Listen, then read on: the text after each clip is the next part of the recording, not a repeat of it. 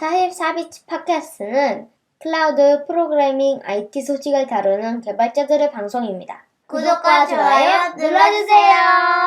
44비치 팟캐스트 132번째 에피소드 라이브 지금 시작하겠습니다. 네, 안녕하세요. 안녕하세요. 네, 오늘은 지금 저희 항상은 아니지만 자주는 못 나오시지만 너무 바쁘셔가지고 얌얌님이랑 그리고 아웃사이더님이랑 저번 주에 나오셨던 오지님이라고 하면 되나요? 네. 일단 원하시는 닉네임 있으면 그때 우리 뭐라고 불렀죠? 저번 주에? 오지라고 불렀던 오지라고 했던 것 같아요. 저희가 이제 뭐 여기저기 쓰는 이름도 있다 보니까 네, 그렇게 해서 다들 메타버스에 살고 있어요. 같이 해보도록 하겠습니다. 지금 너굴님이랑 시피님은 저희 얘기해도 되나? 혼쭐러도 되나? 그냥 놀러 가셔가지고 저기 멀리 어디 좋은데 놀러 가셔가지고 같이 가신 건 아니고요. 네, 오늘은 제가 진행을 하도록 하겠습니다. 우리 저번 주에 KT 네트워크 얘기했었잖아요. 네네. 그때 저희 얘기하고 나서 바로 또 발표했었잖아요. 어떻게 보셨나요? 생각보다 제가 얘기했던 부분들이 많이 맞아가지고 좀 놀랬었고요. 네네. 내가 이 정도라니. 점집 차려도 되겠는데? 이번에 과학기술정보통신부에서 그 보도자료가 배포가 됐습니다. 이거는 사이트에 들어가서 누구나 볼 수 있기 때문에 한번 읽어보시면 되게 좋을 것 같아요. 그래서 이번에 장애는 라우팅 문제였었고, 이제 그 과정에서 라우팅 프로토콜을 통해서 잘못된 라우팅 정보가 전파가 돼가지고 장애가 발생했던 문제였습니다. 그 외에 이제 기술적인 부분이 말고 절차적인 문제 부분은 이제 협력사와 본사 직원이 이제 같이 일을 했어야 되는 건데 그러지 않고 이런 여러 가지 이슈들이 껴있다 보니까 인재들이 발생한 것 같고요. 기술적인 문제점 보도자료에서도 보시면은 그 사전 검증 단계가 존재를 했음에도 그게 이제 코드 레벨에서 막 기계적으로 검출을 하는 방식이 아니고 사람이 이제 그냥 보면서 검증을 하다 보니까 이제 대참사가 일어난 거죠. 그래서 실제로 이 명령어를 사람이 검증하는 과정에서 명령어가 누락된 거를 놓쳤었고요. 이런 과정에서 이제 그게 실제 프로덕션에 올라가면서 이슈가 됐다고 생각하시면 될 것 같습니다. 그게 뭐 저도 정확히 모르겠는데 막 기사들 보면은 엑시트가 빠졌다 막 그런 얘기도 있잖아요. 네네. 그게 막 그런 거 생각하면 되는 거죠. 옛날에 우리 막 어셈블리 짜면은 점프해가지고 가다가 종료시키려면 엑시트 시키고 막 그런 거. 보통 이제 명령어를 스크립트? 네. 데이터베이스에다가 SQL 덤프를 밀어 넣는다고 생각하시면 좀 쉬울 것 같아요. 그러면은 이제 만약에 트랜잭션으로 데이터를 넣는다 하면은 비긴이 있고 엔드가 있는데 엔드를 누락한 거죠. 근데 또 다음 줄에 또 비긴으로 해서 다른 라우팅 정보가 있었고 그 값들이 이제 기존 값에 같이 밀어 넣어지면서 이슈가 된 것이 아닌가 추정을 하고 있어요. 아니면 그걸로 생각하면 되나? 그 C의 스위치 문이 그렇게 생겼었나? 거기 중간에 엑시트 안 넣으면은 다음 거까지 실행돼 버리잖아요. 네, 맞아요. 정확하게 그런 저는, 케이스인 것 같아요. 저는 보통 옛날에 C 쓰면 네네. 파일 클로즈 안 하고 프로그램을 종료하면 옛날 C에서는 플러시가 안 돼서 파일이 데이터에 누락이 생겼어요. 네네. 근데 어느 순간부터 파일을 클로즈는 알아서 해주니까 엑시시 없어도 프로그램이 종료되면 알아서 됐는데 이게 되게 옛날 거라서 혹시 엑싯을 안 하면 플러시가 안 일어난 건가? 뭐 그런 상상도 했었어요. 저도 잘은 모르는데 보면 이제 네트워크 장비들은 또 자기들만의 막 스크립팅 언어 같은 것들이 있잖아요. 그런 거 쓰면은 되게 옛날 코드 같은 느낌의, 그러니까 프로그래밍 언어까지는 아닌데 명령어들 들어 있고 간단한 조건부 같은 거 들어 있고 막 그런 식으로 쓰는 언어들이 있더라고요. 저도 많이 안 써보긴 했지만. 오지님이 더 잘하실 것 같지만 네트워크에도 테라폼이 들어와야 되겠네요. 플랜 해본 다음에 이제 어플라이 해야 되는데 바로 어플라이 하니까 이런 문제가 발생. 제 생각엔 플랜해도 명령어 없는지 모르고 그냥 올라했을 것 같은데 플랜하면 디프가 엄청 나오지 않을까요? 뭔지 잘 모르지만. 그래서 이번 보도 자료에서 공개된 거에서는 어떤 장비에서 어떤 명령어들이 어떤 것이 있는지에 대해서 디테일은 나오지 않았지만 이제 엑싯이 빠져 있었고 그 과정에서 외부 라우팅으로 가야 될 값이 내부 라우팅에 커밋이 됐다는 내용을 보면은 아마 이런 부분으로 추정이 됩니다. 그리고 보통 실제로도 네트워크 장비에서 이제 뭐 라우트 셋 뭐 이런 식으로 해서 트랜잭션처럼 마치 오픈을 해놓고 이제 라우트들을 쭈루룩 추가하고 뭐 엑싯을 쳐서 그 명령어를 끝내는 과정이 있었을 거예요. 그게 이제 누락이 되면서 아마 외부 라우팅 값이 들어간 걸로 추정을 하고 있어요. 아, 저도 그런 거 몇 번 봤던 것 같아요. 룰 셋업 같은 거 할 때 네네. 열고 룰들 다 집어넣은 다음에 얘기하는 것처럼 엑시트 하면은 그 앞에 룰 다 적용되는 맞아요. 그런 방식으로 그런 케이스지 작업하는 않을까. 케이스 있더라고요.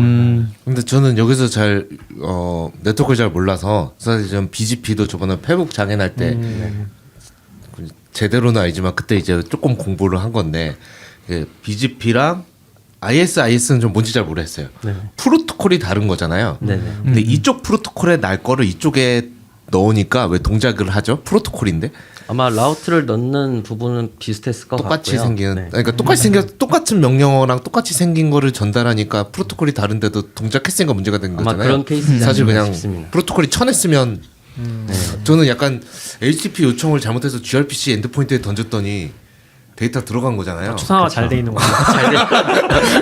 사실 이 정도면 같은 프로토콜 아닌가라는 생각도 저는 조금 근데 저는 프로토콜은 다 소프트웨어고 네. 그걸 받아들이는 하드웨어에서 그냥 어느 소프트웨어를 가지고 있느냐에 따라 처리를 하는 거니까 그냥 하드웨어를 레이어로 나눠놨지만 우리가 보통 어떤 레이어에 뭐 HTTP를 넣었는데 거기다가 다른 걸 넣었다라고 해서 그 레이어가 그거를 나는 이걸 안 받을 아이야 이렇게 막 하드웨어적으로 처리해 놓지 않는 한 그냥 돌아가긴 할 것 같아요.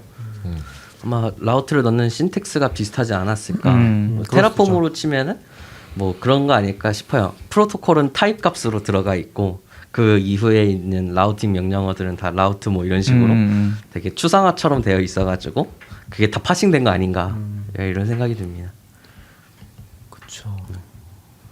저도 뭐 하드웨어 레벨이나 라우터 레벨까지 들어갔던 케이스는 거의 없어 잘 모르긴 하는데 사실 그쪽이 분산이 진짜 잘 돼 있는 시스템인 것 같더라고요.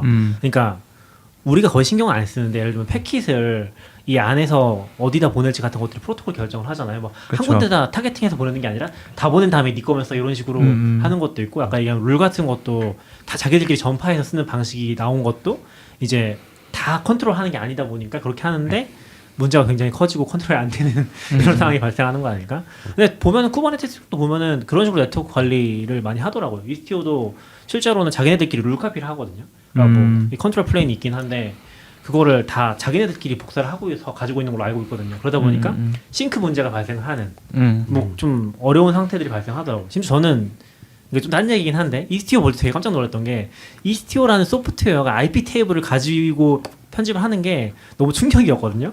우리가 일반적으로 생각하는 어떤 소프트웨어도 그런 식으로 컨트롤하진 않잖아요. 그러니까 IP 테이블을 뭐 랩핑한 케이스가 아니라면, 근데 거기는 아예 그걸 가지고서 라우트를 이제 쿠버네티스 클러스터 안에 있는 다른 서비스의 IP들 거기다 다 집어넣어가지고 통신하는 방식을 쓰더라고요. 그래서 효율은 되게 좋은데 되게 하드하게 움직이네. 라고 해서 깜짝 놀랐던 기억이 있긴 해요. 그런 것들을 보면서. 근데 네트워크 쪽은 그런 것들은 확실히 어려운 것 같아요. 생각보다. 그래서 약간 대기업들 보면은 라우팅 프로토콜, 그러니까 다이나믹 라우팅을 안 쓰고 무조건 스태틱으로만 관리하는 것도 약간 이런 케이스에서 리스크를 최소화하려는 거 아닌가라는 생각도 드는데. 그건 내가 명시적으로 무조건 그렇죠. 그 기기에 넣어줬을 때만 맞아요. 동작하는 그런 방식이군요. 근데 이제 일하는 사람 되게 피곤하겠네요. 그렇죠. 관리하기도 되게 힘들고 그런 것 같아요. 그래서 이제 다이나믹 라우팅 프로토콜이라고 하죠. 그게 이제 BGP나 뭐 ISS나 뭐 이런 것들이 있는 건데 이제 지금 같은 케이스에서 보통 이제 필터 같은 것도 걸 수가 있어요. 그래서 뭐 일정 부분에 있어서 뭔가 리스크가 있는 라우팅이 있으면은 뭐 쳐내거나 이런 또 브레이크 수단이 있는 걸로 알고 있거든요. 그런 부분이 조금 미흡하지 않았나 이런 부분도 있었던 것 같고, 보도 자료에서도 나왔지만은 사전에 시뮬레이터 같은 걸 이용해서 돌려보고 그런 것들을 미리 볼 수 있을 텐데 그런 거를 제대로 하지 못했고 그런 테스트 베드가 없었다라고 기사가 났더라고요. 그래서 결국은 테스트를 제대로 해보지 않은 상태에서 해당 값을 프로덕션으로 무리하게 넣지 않았나 이런 결론이 납니다. 근데 궁금한 거는 그런 통신 기관망에도 테스트망이 또 있을 수 있어요? 되게 재현하기가 힘들잖아요. 우리도 그렇지만. 보통은 이제 그런 기관망을 아주 축소해가지고 내부적으로 그런 망들을 구축을 하는 거죠. 미리 해놓고서 네. 테스트 케이스 같은 걸 다. 네, 돌린다든지. 맞아요. 그래서 그 실제로 테스트베드들 이렇게 통신사나 좀 대형 규모로 가는 곳들은 사무실만한 공간에다가 다양한 뭐 시스템들이나 장비들을 넣어놓고 이런 것들을 테스트할 수 있게 어떻게 보면 내부 랜인 거죠. 자체적인 네. 그 랜을 구축을 해가지고 이제 그런 것들을 테스트하는 걸로 알고 있습니다. 이거는 이 네트워크 어차피 전국적 사고가 난 거잖아요. 아, 그쵸. 네. 네트워크를 잘 몰라서 뭐 그런 쪽에서 가능한지 모르겠지만 뭐 제가 본 뉴스에서는 이제 KT 쪽에서 나와서 1차 책임은 하청업체 직원이 있고 2차는 우리가 책임을 관리하지 못한 사실 하나만한 말이죠. 사실 잘못은 이미 제가 그게 틀린 거 아니에요? 그러니까 그렇게 발언했다는 거가 저는 조금은 했고, 그러니까 우리도 사실 장애 많이 나잖아요. 그러면 사실 이거는 그냥 보통 IT에서 하는 거 보면 이제 이걸 시스템으로 해결할 방지를 만들어야 되는데 이제 결국은 걔가 절차 안 따른 거야. 딱 그냥 그 정도로 하는 것 같아서 사실 대책도 좀 앞으로도 좀 걱정되긴 했어요.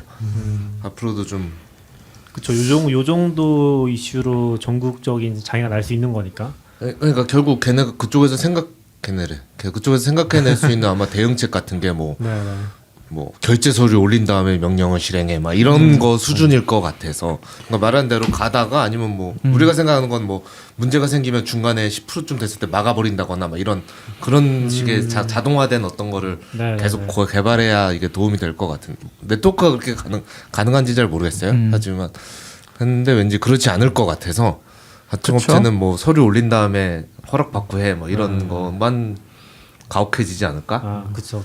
같은 걱정이 그리고 아마 하드웨어가 노후화된 거 업데이트 제때제때 하기 힘들잖아요. 네트워크 시설은 게다가 KT 같은 정도면 정말 방대하고 그런 거 다 따지면 사실 이게 저는 좀 민영화 때문 아닌가라는 생각이 많이 들어요. 결국은 민영화하면 무조건 좋다 하는 사람들이 있는데 민영화 할 게 있고 안 할 게 있고 어느 부분은 필요하고 아닌 게 있는 건데 이거는 그냥 단순히 하청 쓰고 뭐 비용 절감하고 어떻게든 수익을 내겠다 뭐 이러니 그리고 약간 기업들은 매년 수익이 늘어야 된다라는 강박 비슷한 게 있잖아요. 근데 이런 기관망은 수익이 늘리기 힘드니까 점점 더 이렇게 하청 쪽으로 가게 되는 거고 예전에 있었던 3년 전 화재도 그렇고. 그러면 그것도 재밌긴 하네요. 이 핵심적인 부분인데 그거를 하청을 줘서 뭔가 작업을 한다는 것 자체가 좀 재밌긴 하네요. 그러고 보니까. 근데 그 이유는 단지 수익성 때문인 거잖아요. 수익고도 이번엔 그 얘기 안 나오는데 저번에 목동 사고 났을 땐 그 얘기 많았잖아요. 그 지금 사장인지 목동은 뭐예요? 목동 화재. 3년 전 목동 아연인가요? 아연 화재 나서 3, 4년 전에 다 끊겼을 때. 네네네. 그때든 이제 그 전에 지금도 대표인지 모르겠는데 그 KT 사장이 직원 다 자르고 해가지고 그 네트워크선 관리 하나도 안 되고 있고 이제 더 이상 못 한다고 한 거에 이제 저는 약간 말씀하신 대로 연장선에 있는 것 같아요. 그러니까 그때 그것도 다 비용 절감으로 자르고 하청업체 하고 이렇게 한 거잖아요. 저도 그런 저는 약간 그런 생각이 들었던 게 어떻게 보면 이번 장애도 되게 큰 영향을 줄 수 있는 되게 핵심적인 부분이었던 거잖아요. 그거를 하청업체가 작업한다는 거가 약간 리스크가 되게 큰 거 아닌가 이런 생각이 많이 들었던 것 같아요. 아무래도 가장 잘 알고 있는 시스템에 대해서 파악을 하고 트러블 슈팅을 가장 잘할 수 있는 거는 제가 생각하기에는 본사 직원이라 생각을 하는데 그러면은 역시 본사에서 진행을 했으면은 이런 것 대응도 좀 더 빨리 했을 수 있고 뭐 그걸 좀 더 사전에 막을 수도 있고 본사에서 하게 되면 사실 내부 기준이랑 가이드들이 막 생기니까 단순히 사람만 검토하는 게 아니고 뭐 자동화나 뭐 여러 가지 부분으로 뭐 추상화가 되든 가드라인을 부여를 하든 뭐 이런 좀 안정성이 높아지지 않을까 이런 생각이 드는 것 같아요. 사실 하청업체는 그냥 정말 시키는 걸 했었을 거 아니에요. 그쵸. 물론 그 과정에서 약간의 실수가 있었던 거지만 근데 이제 본사에서 할 때는 더 유기적으로 다른 팀들과도 이야기를 해볼 수도 있는 거고 그런 부분들이 있을 것 같다는 생각이 많이 들었어요. 본사라고 하면 애매하지만 이제 그걸 우리가 그래서 정직원을 해야 된다고 얘기하는 맞아요. 거긴 하죠. 그래서 약간 비아냥처럼 농담처럼 블라인드 글 같은 거 쓰자 돌아야 되는데 KT 사람이 이건 우리가 한 거 아닐 거야. 우리는 그런 거 할 줄 모르거든. 이런 거를 쓴 게 돌아다니는 게 있었거든요. 조작인지 모르지만 그래서 그런 거 보면 좀 안타깝죠. 네. 근데 그러면은 제가 알기로는 완전 기관망은 KT랑 SK랑 뭐 다 KT가 깔아놓은 거고 그걸 공유해서 쓴다고 알고 있는데 그거는 맞는 건가요? 그러니까 다른 데 영향이 아니지 않아요? 아예 그럼 SK는 따로 망을 깔아놓은 거예요? 그런 거 아니에요? 근데 해외로 나가는 거는 그게 KT를 이제 다 타야 되는 걸로 알고 있긴 한데. 그러니까 구조의 포인트마다 다른 걸로 알고 있어요. 아, 그래요? 저도 이거 디테일하게는 잘 모르는데 제가 알기로는 이제 KT가 결국은 시작은 이제 국가 사업자에 가까웠기 그쵸, 때문에 그쵸. 이제 국가망을 결국은 이제 사적으로 이렇게 사업을 하는 개념인 건데 그러다 보니까 이제 되게 메인이 되는 라인들은 다 KT 걸로 알고 있어요. 그래서 말씀해주신 부분처럼 다른 통신사가 그거를 이제 임대를 받아가지고 사용을 하는 거고 그 외적인 인프라들이 있겠죠. 예를 들어서 뭐 통신 중계기 이런 것들은 이제 다 각 통신사의 장비니까 이제 그런 부분은 또 그 회사 거라고 생각을 합니다. 되는 걸로 알고 있습니다. 여러분 혹시 오해하실까봐 오진님은 KT에서 초빙한 건 아니고요. 당근마켓의 SR 엔지니어님입니다. SKT에서 SK 브로드밴드에서 초대한 것도 아닙니다.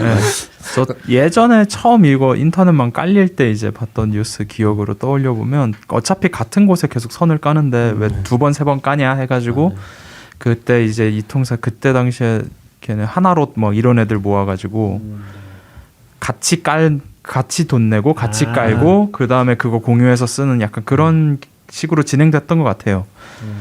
그 후에 이제 운영은 알아서 하는 거고. 네, 네. 저는 이제 밥 먹으면서도 오지님이랑 네, 요즘 편하게 얘기하는 편하게 얘기하십니다. 오지님이랑 그런 얘기를 좀 나눴었는데, 그러니까 이럴 때 약간 IT에서 하는 접근하고 많이 다르구나 같은 생각을 많이 하는 게, 그러니까 장애는 막을 수는 없잖아요. 이 장애 그쵸. 너무 크지만 또 발생할 거거든요. 근데 마치 KT나 정부에서조차도 앞으로 이런 일이 없도록 하겠다. 같은 접근? 그러니까 보통 저희는 그렇게 전환된 지가 많이 됐잖아요. 장애는 날 거야. 그럼 남은 어떻게 할지를 고민하는데 이제 약간은 어떻게 보면 개발 쪽에서도 한 10년 전 이럴 때 하던 접근? 어떻게 하면 장애를 0으로 만들 수 있지? 같은 접근을 아직도 하고 있는 거죠. 시그마 6 뭐 이런 거 들어오는 거죠. 네, 그렇죠. 그래서 생각해 보면 약간 만약에 이런 상황에서 KT는 못하지만 국가는 예를 들어 뭐 망을 모든 가게에 이중화할 수 있게 어떤 뭐 가격 할인 정책이나 이런 거를 더 적극적으로 한다거나 왜냐하면 선 두 개였으면 됐잖아요. 그쵸. 네, 그랬으면 문제가 한 10분의 1로 줄어들었을 텐데 물론 개인이 핸드폰을 두 개 할 수는 없지만 이심하고 이렇게 근데 뭐 그런 방안을 고민한다거나 아니면 최소한 정부망은 다 이중화가 해놓는다거나 저는 정부도 많이 끊겼을 것 같거든요. 실제로 많이 끊겼다고 네, 기사가 그러니까 났었어요. 정부는 최소한 다 이중화를 해놓다거나 뭐 아니면 이런 발생했을 때 우리는 어떻게 그러니까 이번에도 많은 사람들이 전쟁 난 거 아니야라고 하잖아요. 그렇죠, 그렇죠. 네. 근데 저도 약간 나중에 그거 다음에 궁금했어요. 요즘 완전 유행된 그거 비상 북한에서? 재난 아. 알리 재난입니다. KT가 망이 되면 그건 되는 그러게요. 건가 안 되는 그건 건가? 또 그거 안 와요. KT도 그것도 안 되겠죠. 그러면 사실 그것도 전혀 국가 재난 도움이 안 되는 거잖아요. 그러니까 그런 근데 방식을 고민해야 될 것 같은데 사실은 국가는. 그러니까 국가 재난 상황에 대해서는 저 훈련소 때 배웠던 걸로 얘기를 하면 사람도 가고 우편도 보내고 전보도 보내고 그렇죠. 문자도 보내는 그냥 할 수 있는 걸로 다 뿌리는 그게 기본이라서 그게 이중화잖아요, 사실. 3중화, 그렇죠. 4중화 한 네. 거지만. 그래서 아마 그냥 KT가 안 되면 재난 문자가 안 오겠죠, 기본적으로는. 근데 이제 SK나 뭐 LG 쓰는 분들에게는 갈 거고 발송은 했을 테니까 문제는 이제 그걸 발송하는 정부 기관이 KT만 쓴다 하면 발송을 못 할 테니까 그건 또 좀 다른 문제가 될 거고. 그러니까 보내는 국가는 시스템이 저는 KT만 쓰는지도 궁금하긴 네. 하네요. 갑자기. 그래서 저는 그냥 그 앞으로 이런 일이 없게 하겠다라는 얘기 들었을 때 이제 배포 전에 엑싯이 있는지 검증을 하는 스텝을 넣겠구나. 그러니까 엑싯이 없어서 안 되는 거를 막겠다 정도로 사실은 이해했어요. 다음에 그냥. 나오겠죠. 엑시 잘못 넣어. 네, 뭐 그런 거 있죠. 그럼 이제 다음에 엑시 두번 프로토콜에 넣어서 오류 엑싯은 여기에 들어가야 합니다. 뭐 이런 걸 수도 있고. 이번에 보도 자료에 실제로 보시면은 향후 조치 방향이 있습니다. 거기에 보면은요. 그 자세하네요. 오류 확산 방지 체계 등 네트워크 관리 체계를 점검하는 게 첫 번째. 그다음에 이제 네트워크 작업으로 인한 오류를 사전에 진단할 수 있는 시뮬레이션을 도입한다가 두 번째가 되고요. 세 번째가 뭐 관제 센터에서 기술적 점검 체계를 구축하도록 한다. 뭐 작업 계획서나 이런 것들. 그다음에 이제 사실 네 번째가 좀 되게 당황스러웠었는데요. 이 내용이 뭐냐면은 라우팅 설정 오류로 인한 피해를 최소화하기 위해 주요 통신 사업자가 라우팅 작업을 할 때 한 번에 업데이트되는 경로 정보의 개수를 일정 수준 이하로 제한 등이 검토될 계획이다라고 적혀 있어요. 그러니까 이게 무슨 이야기냐면은 한 번에 라우팅을 10개 이상 못 넣는다 뭐 이런 식으로 기준을 만들겠다는 거예요. 그래서 저는 그래서 좀 이해가 안 가는 게 라우팅은 하나만 잘못 넣어도 장애가 생기는 건데 10개를 넣고 뭐 하나를 넣고 이런 숫자를 제한한다고 장애가 안 생기는 것도 아닌 것 같고 뭐 하나만 넣어도 그렇게 장애가 생기는 그런 건데 애초에 이 부분은 되게 좀 의미가 없는 것 같다라는 개인적인 생각이 있어요. 물론 이제 개수를 제한해서 이번에는 되게 많은 양의 잘못된 라우팅이 들어간 거니까 뭐 제한을 하면 어느 정도 확산은 방지할 수 있다고 생각은 하는데 약간 실리적인 해결책이 되는 건가라는 부분에서 저는 조금 의문이 들더라고요. 그렇죠. 그리고 저도 이게 사실 과기부 사실 좀 과기정통부라는 게 되게 어색하네요. 좀 과기부가 정통부였는데 언제 과기정통부가 된 거죠? 저도 이번에 알았어요. 근데 과기정통부 이거 정부가 한 거잖아요. 네. 그러니까 저는 정부는 예를 들어 기관망이니까 책임을 물어야 되니까 뭐 벌금을 때린다거나 장애내지 마라고 쪼는 거는 당연히 해야 될 일이지만 라우팅을 어떻게 업데이트 할지는 그건 KT가 알아서 하는 거고 저는 이건 사실 이게 과기부가 그렇죠. 굳이 얘기할 건가 같은 생각이 있고 약간 정부가 법으로 가이드를 저는 줄 수는 있다고 생각해요. 그러니까 예를 들어서 지금 뭐 라우팅 개수를 제한한다 이건 좀 이상하긴 한데 네. 라우터 중에 10%만 먼저 배포한 다음에 이상이 없을 때 전체 적용한다 뭐 이런 식의 이렇게 하지 않으면 사업권을 주지 않겠다 뭐 이런 식의 가이드는 할 수 있을 것 같거든요. 그래서 요거는 저는 약간 그런 거보다는 국가는 뭔가 이중화를 한다거나 저는 사실 집 인터넷은 KT를 쓰는데 전화는 핸드폰을 쓰고 있어서 그 전화는 당시에- 핸드폰 아니 전화는 핸드폰 쓰죠. 전화는 SK를 쓰고 있어서 당시에 그렇게 당황하진 않았거든요. 그냥 인터넷이 끊기니까 이건 되는데 KT 그러고 나서 알았는데 그렇죠. 많은 사람들이 결합 상품의 노예로 살아서 이게 맞아요. 하나 죽으니까 다 죽더라고요.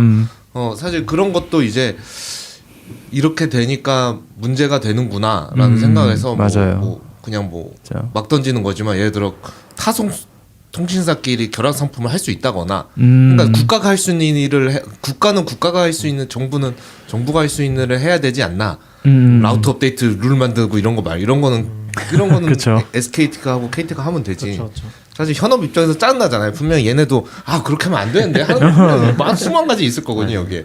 근데 그런 거 말고 정부는 정부가 할 수 있는 고민을 하고. 맞아요. 예. 근데 아직까지 좀 분권화가 많이 안 돼 있어서 그런 것 같기도 해요.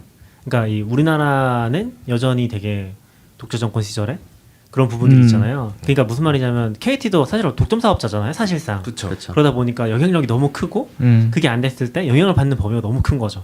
그러니까 사실 뭐 통신사 10개쯤 되면은 10개쯤 되겠지만 사실 그러니까 그 점유율이 좀 나눠져 있으면은 사실 뭐 한 게 안 돼도 뭐 그러려니 할 수도 있는데 그러려니 못 하는 거죠. KT 제일 큰데 국민의 한 40% 50%가 바로 영향을 받는 그런 게 안 되니까 좀 강하게 얘기를 하는 게 아닐까? 그런 느낌도 좀 받긴 했어요. 그러니까 되게 보안이랑도 많이 연결돼 있고 국가 보안이랑도. 사실 국가망에 가깝다 보니까 KT는 특히나 더 저번에도 잠깐 오지랑도 얘기했었는데 그 해외에서는 장애가 굉장히 많을 것 같아요. 그러니까 되게 이게 뭐 지역별로 통신사 다 따로 있고 그런 데들은 진짜 많을 것 같고 오히려 저희가 거의 장애를 안 겪는 거라고는 생각은 해요. 다른 해외 얘기들을 들어봤을 때 유럽이나 미국도 마찬가지고 그럼에도 불구하고 영향력 한 번 장애가 나오면 영향력이 너무 크다 그런 느낌이 있죠. 그러니까 약간 이게 뭔가 한번 그러니까 웹사이트 장애가 아니라 뭐 AWS 장애라는 느낌 그런 차이. 맞아요. 그래서 이거 조치 방향을 실제로 하는 팀이 과기정통부에서 네트워크 정책 실장을 단장으로 해서 여러 전문가들과 태스크포스를 구성해서 운영을 하려고 추진을 하는 내용인 거예요. 그래서 제가 드는 느낌은 어쨌든 사실 개인이 이중화를 하는데도 많은 비용이 들어가는 거고 노력이 필요하잖아요.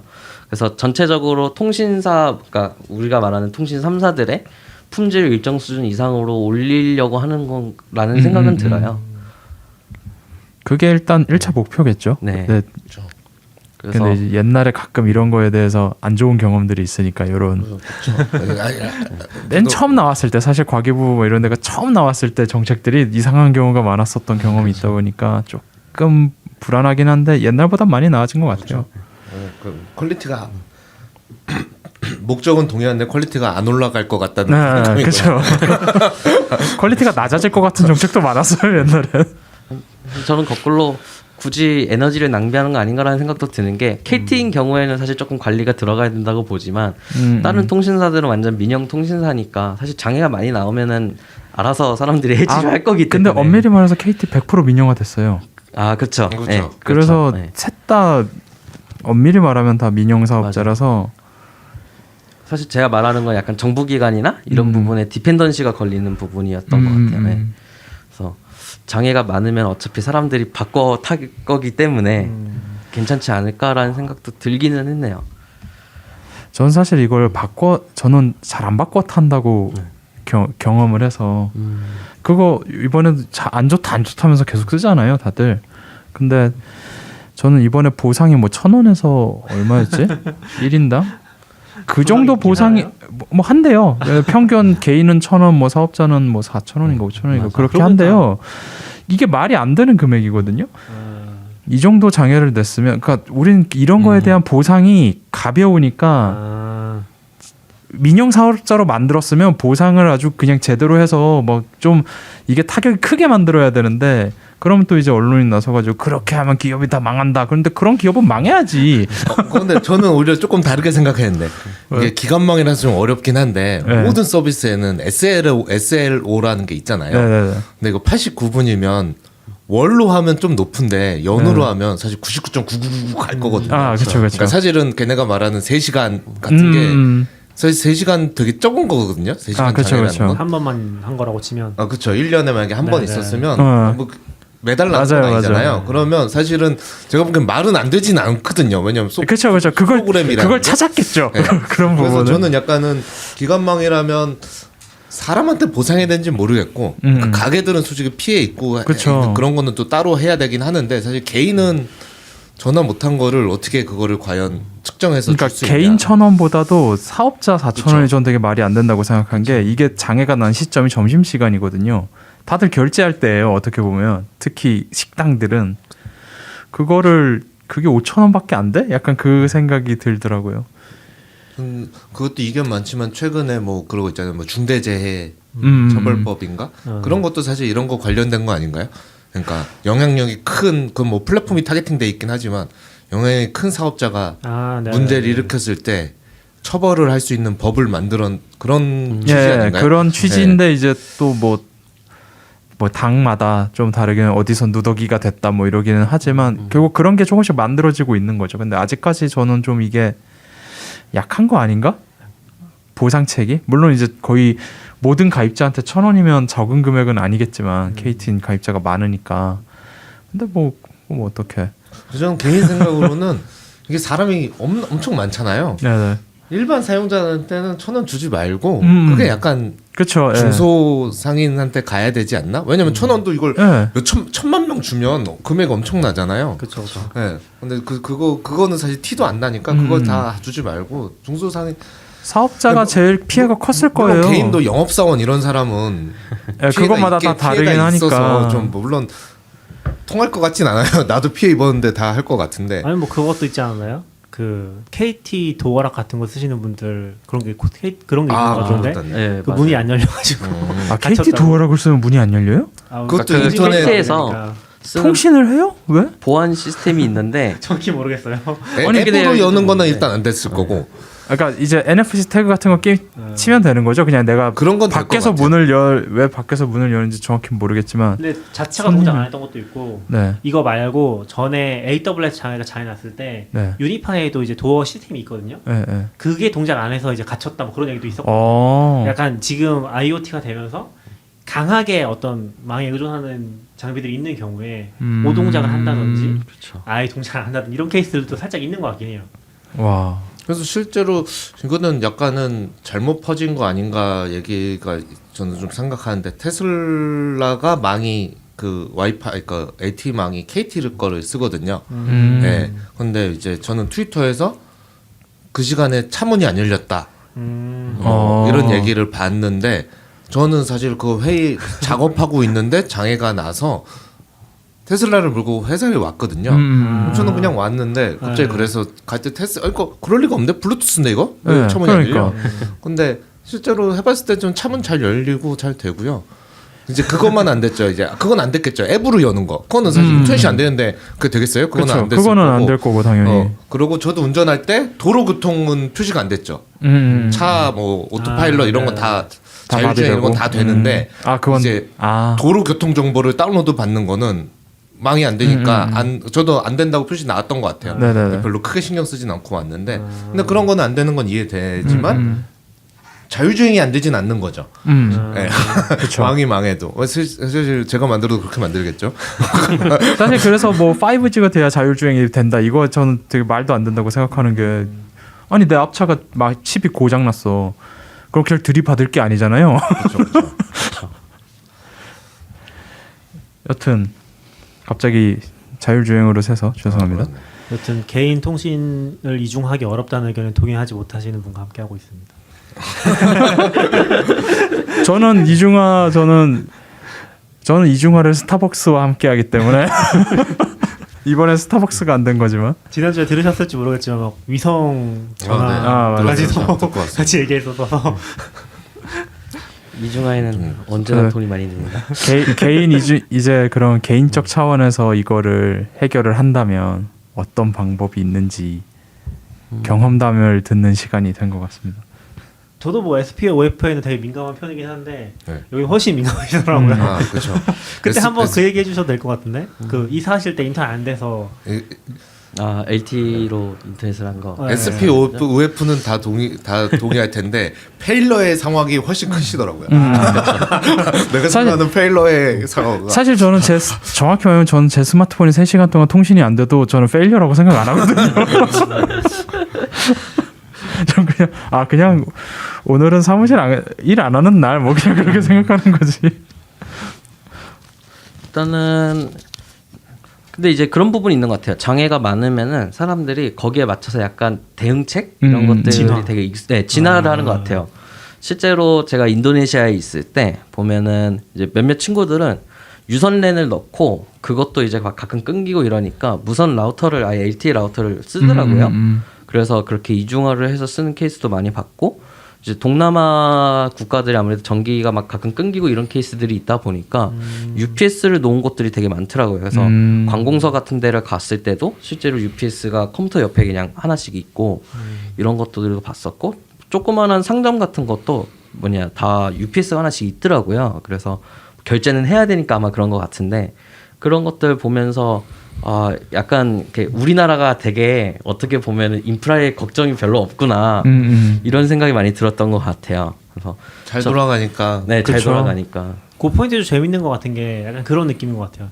우리나라가 발전을 할 때, 예를 들면 전기가 굉장히 불안정할 때, 지금도 중국 뭐 베이징 같은 데서 한 몇 년 전에 일하셨던 분 얘기 들어보면 인프라가 진짜 열악하다고 했었거든요. 전기 막 계속 끊기고 이게 끊기는 것도 끊기는 건데 되게 불안정하게 들어오는 그런 게 있는 거예요. 우리는 뭐 그런 걱정을 하진 않잖아요. 전기가 불안정하게 들어와서 나갔다 들어왔다 그런 걸 걱정하진 않잖아요. 근데 그런 것들을 또 우리를 겪어왔을 거 아니에요. 근데 우리가 겪어왔을 때는 UPS라는 장비가 굉장히 고가였거나 쓸 수 없는데 방금 얘기하신 사례에서는 발전한 단계에 있지만 인프라는 UPS는 또 사다 쓸만한 가격인 거죠. 그러니까 약간 좀 교묘하게 하이브리드된 그런 느낌인 것 같아요.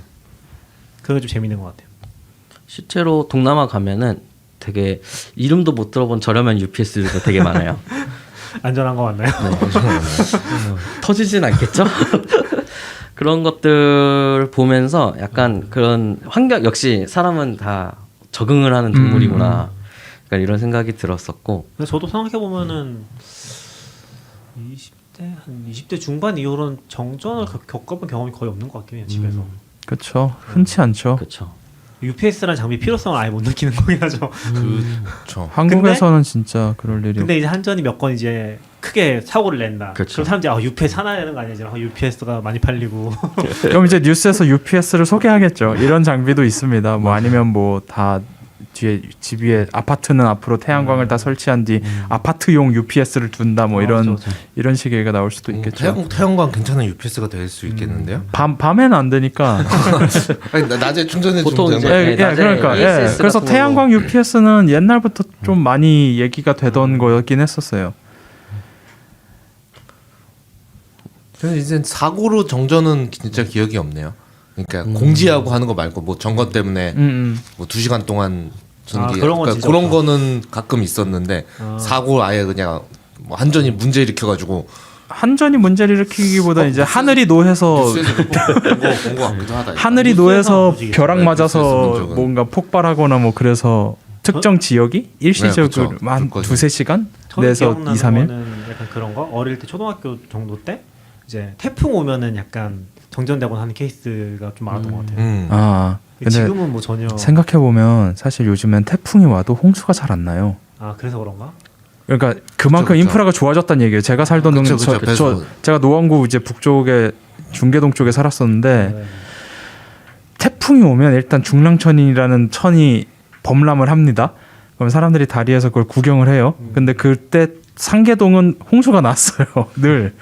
근데 그런 게 배수 시설 이런 것도 엄청 많이 엄청 좋아진 거죠. 진짜 다 좋아진 저도 거예요. 골목 조금만 하는 데는 다 물 이렇게 돼서 어렸을 땐 신나잖아요. 그럼. 네, 그렇죠. 막 도로에서 물이 흘러내리는 거 발로 밟고 다니고 막 이런 거 너무 재밌죠. 곳이 어. 없으니까 그럴 때는 재밌게 놀았죠. 근데 그러다가 요즘에 우리 불만은 비가 오면 인터넷이 느려진다. 이게 불만으로 바뀌었잖아 지금. 그것도 너무 신기한 것 같아요. 인터넷 느린데 비 오나? 막 이런 거. 그렇게 바뀔 정도로 우리 상황이 바뀐 거죠, 사실은. 그렇죠. 근데 사실 사실 어떻게 보면 좋아져서 UPS가 필요 없어진 거죠. 우리도 그렇죠. 계속 그랬으면 UPS가 다 하나씩 이 집에 있을 텐데. 그러니까 어떻게 보면 KT가 K3 이통 3사가 워낙 잘해가지고 그런 것도 있죠. 하나가 한 번 잘못하니까 아니 더 완벽해야 돼. 이럴 수가. 그래서 저 같은 경우에는 지금 UPS가 일단 하나가 있고 이제 그 유선망 하나에 무선망 하나를 이제 다른 통신사를 이용해 가지고 구성이 되어 있어요. 무선망이란 건 핸드폰 네, 핸드폰 말고 지금 LTE 개인 지금 네, 얘기하시는 거죠? 네, 맞습니다. 그래서 LTE로 백업이 되어 있는데 저 같은 경우에는 사실 UPS를 사고 후회를 하진 않았어요. 왜냐면은 그 사실 다른 분들은 정전 났다는 이야기가 없으셔가지고 그런데 저 같은 경우에는 아직 이제 자취를 하면서 원룸을 많이 다니기도 했었고 그래서 그런가 꼭 한 번씩 순단이 일어났었거든요. 전기가 한 번 뭐 5분 10분 이렇게 내려갔다가 예고도 없이 그리고 올해 여름에도 한 번 전기가 순단이 나가지고 에어컨이 꺼진 적이 있었어요. UPS 덕분에 이제 컴퓨터나 서버들은 잘 그런 일이 있다고요? 그러니까 이게 그런 걸 수도 있어요. 그러니까 UPS가 없는 게 아니라 사실은 아파트 단에서 있다든지 맞아요. 뭐 건물 단에서 있다든지 그럴 그래서 수도 더 못 있죠. 그럴 느끼는 수도 걸 있죠. 수도 있긴 맞아요. 그래서 약간 지역별로나 거주 환경별로 조금 다른 것들이 그럴 있지 수 있죠. 않나? 그리고 그런 케이스도 있었던 것 같아요. 저는 안 겪어봤었는데 아파트 수전 설비에 문제가 있어서 전기 자체는 문제가 없었는데 아파트에만 공급이 안 되는 케이스가 있었던 적도 있더라고요. 그래가지고 그런 것들을 보면은 오히려 의미가 있는 거 아닌가. 근데 만약에 UPS가 있어요. 네. 그러면 UPS가 없을 때는 만약에 노트북은 상관없지만 내 데스크탑 쓰고 있으면 컴퓨터 꺼지고 버릴 거잖아요. 그쵸. 순간 그러면 UPS가 필요한지 알지만 UPS를 도입한 순간 이 UPS가 역할을 하고 있는지 없는지 내가 알 수가 없잖아요. 그 장비에 모니터링 나오는 거 아니에요? 장비의 모니터링이 되고요. 그래요? 일단 UPS의 기본적인 기능이 전기가 내려가면은 그러니까 한전 인입이 내려오면은 일단 알림을 울려줍니다. 그래서 배터리로 돌고 있으니까 알림을 주고 좋은 UPS를 쓰시. 이제 용량이 큰 거면은 이제 최대한 버티고 배터리가 얼마 안 남았을 때는 컴퓨터들에게 이제 종료 신호를 보내는 기능까지 있어요. 오. 그리고 제가 쓰는 것도 이제 USB랑 이제 인터넷으로 이제 모니터링이 돼서 SNMP라는 모니터링 프로토콜이 있는데 그걸로 이제 전압이랑 제가 사용하고 있는 전기 양까지는 다 모니터링이 돼요. 진정한 IoT죠.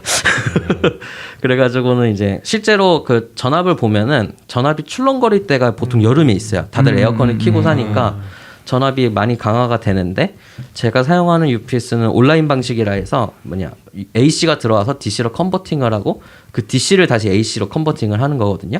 그래서 전압을 완벽하게 보장을 해줘요. 그래서 실제로 200V까지 전압이 강화가 됐었는데 그 제가 UPS를 써가지고 저는 230V를 계속 유지하고 유지를 해가지고 사용을 했었던 그렇게까지 신경 쓴다고요? 것들이 있어요. 저도 잘은 모르는데 저 전력의 질이 엄청 중요하다고 하더라고요. 전력의 질이 나쁘면은 장비도 엄청 많이 고장나고 맞아요. 특히 사운드 장비나 이런 것들은 진짜 민감하고 여기도 아마 사운드 작업 같은 것도 하실 걸로 알거든요. 그래서 전기 질이 중요하다고 하긴 하더라고. 잘 모르지만 한 번도 신경 안 써봐. 이게 채굴기 돌리고 이런 거 이게 우리는 신경을 잘 안 쓰는데 실제로 그게 그러니까 어떤 집 가면 전자기기가 잘 고장 난다 뭐 이런 집들 있잖아요. 그런 데가 보통 그 파워 그리드가 잘 제대로 안 돼가지고 전압이 올라갔다 내려갔다 하면서 뭐 220이 들어오다가 갑자기 180이 됐다가 230이 됐다가 막 이러면 그럼 이제 더 일찍 죽어버린다는 거 하더라고요.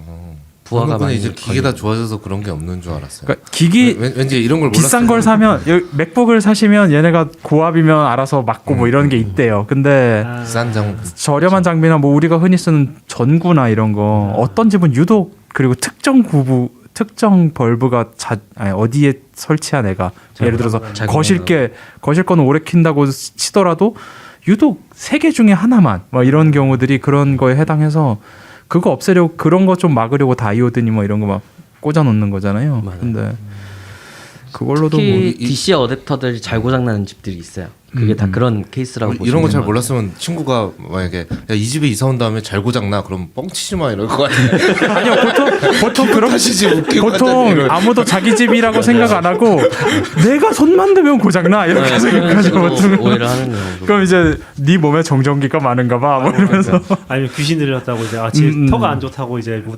굿하고 이제 그 풍수지리 보면 수맥이 흐르고 있고 뭐. 맞아.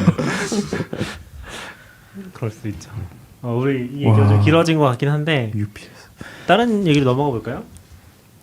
네트워크 이중화 다 된 건가요? 더 하실 얘기 있나요? 진행할까요?